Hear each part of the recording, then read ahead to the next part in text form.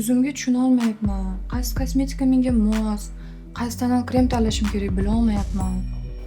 Yuzingiz qaysi teri turiga kirishini bilasizmi o'zi? Yo'q, u qanaqa aniqlanadi? Buni hozir sizga tushuntiraman.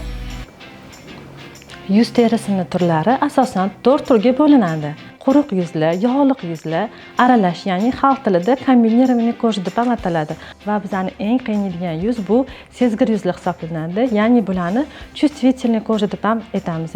Kasbimizning eng birinchi va muhim bosqichi bu mijoz teri turini to'g'ri aniqlab olishimizdadir.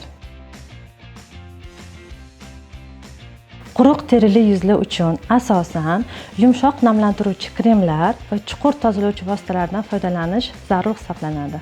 Tarkibida spirti bo'lgan mahsulotlardan voz kechish talab qilinadi. Yog'li terini aniqlash juda ham oson. T zona har doim yaltirab turadi. Husnbuzarlar tez-tez chiqadi va yuzdagi teshikchalar keng bo'ladi. Yog'liq yuz uchun foydalanadigan kremlar iloji boricha kislotali bo'lishi talab qilinadi. Tonal kremlar esa tarkibida albatta yog'siz bo'lishi shart hisoblanadi. Aralash, ya'ni kombinatsiyalangan teri, bunda T zonamiz yog'liq, yanoqlar esa quruq bo'ladi. Bitta tonal krem butun yuzga bir xil tushmaydi. Aralash terilarga yanoqlarimiz uchun namlovchi kremlardan foydalanamiz. Tonal kremlarni esa albatta balans beruvchisidan foydalanishimiz zarur hisoblanadi. Sezgir teri bu yuzda qichishish yoki achishish bo'lsa, yuzga allergik toshmalar toshsa, bu sezgir teri hisoblanadi.